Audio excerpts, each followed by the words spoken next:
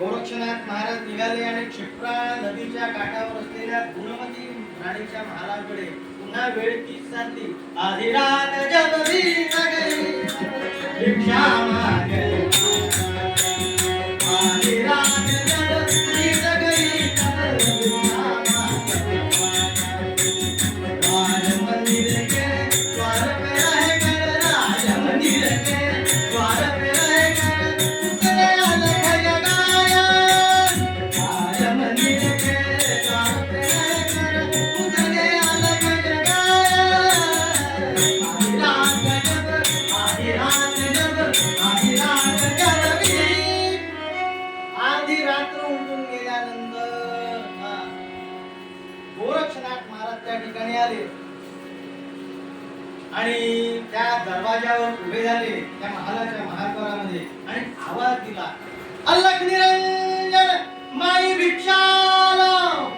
इकडे काय झालं होतं की 7 दिवसाचा तो क्षीण आहे ह्या गुणमती राणीला अगदी आपल्याला घटनेनुसार तिने त्या कामामध्ये व्यस्त करून घेतलं असताना पहाटेचा समय आहे आणि या पहाटेच्या समयाला स्नानाने शुद्धी करून घेऊन नंतर महाराज जर आले तर मी त्यांना भिक्षा देईन या विचारानं ती स्नानगृहात गेली आणि रामभद्र राजांना सांगितलं की नाथ मी ताबडतोब लगेच स्नान करून येते, समजा महाराज आले तर ही भिक्षा त्यांना घाला.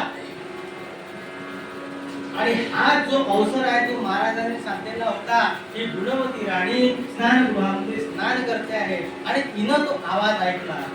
आवाज ऐकल्याबरोबर हा रामभद्र राजा हा तर झोपलाच होता. ज्याला आत्मज्ञानाची लालसा झाली होती ती नुसतीच लालसा होती, पण ही जी राणी आहे या राणीने तो आवाज ऐकला. मात्र 2 आवाज ऐकले गोरक्षनाथ महाराजांचे आणि स्नानगृहातून तशीच ताबडतोब निघाली आणि दूध भाताची भिक्षा घेतली बघा. आणि महाराज वळणार त्यांना आवाज दिला, महाराज भिक्षा घ्या, महाराज भिक्षा घ्या. पण महाराजांनी 3 आवाज दिले होते. नियमानुसार 3 आवाजात जर भिक्षा आली नाही तर आपण त्या ठिकाणी भिक्षा मागायची नाही हा नियम असल्यामुळे महाराज मागे माघारी वळले आणि ती राणी जी आहे ती महाराजांना म्हणू लागली, पाव करू मैं तोरे जोगी, मत जा मत जा मत जा रे जोगी, मत जा मत जा मत जा रे जोगी. पाव करू मैं तोरे जोगी, मत जा मत जा मत जा रे जोगी. महाराज तुमच्या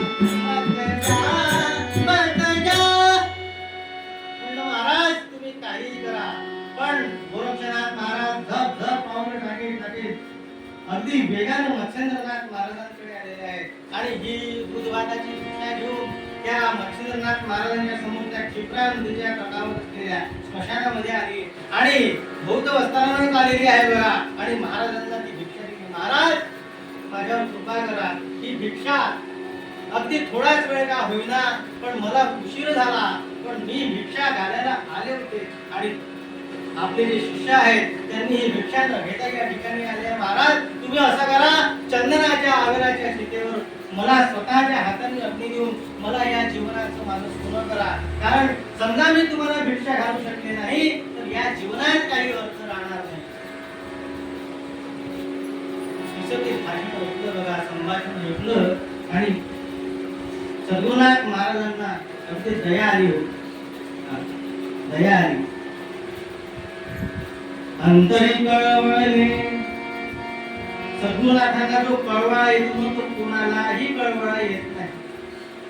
त्यांनी पाहिलं की परमार्थाची खरी अधिकारी कोणी असेल तर ही गुणमती नावाची राणी आहे.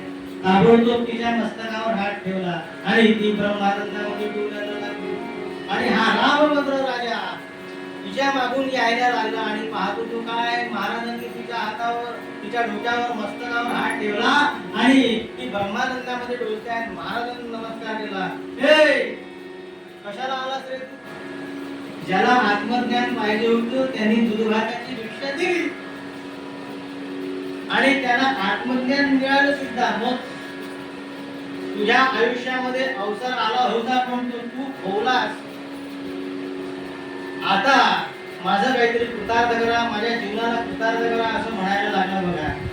म्हणलं बघ, ही कृपा आता यावेळेस तिच्यावर झाली. पुढच्या जन्मी विठ्ठलपंतांच्या उदरी ब्रह्मा विष्णू महेश ज्यावेळेस त्रिदेव अवतार घेतील अंश रूपानं, त्यावेळेस मुक्ताई म्हणून ही जन्म घेईल आणि तू चांगदेव म्हणून जन्माला येशील आणि ही मुक्ताई त्या जन्मामध्ये तुला कृतार्थ करील आणि त्यावेळेस तुला मुक्ती मिळेल. त्यावेळेसचा तरी अवसर जो आहे तो निदान सांभाळशील ही आमची अपेक्षा आहे. एवढा आशीर्वाद दिला बघा. बोलण्याचा हेतू असा, त्या गुणवती राणीला मुक्त केलं आणि ती चित्रा सुंदरी मुक्ताई म्हणून नंतर जन्माला आली आणि नंतरचा जो इतिहास आहे तो पुन्हा कधीतरी आपण कीर्तनात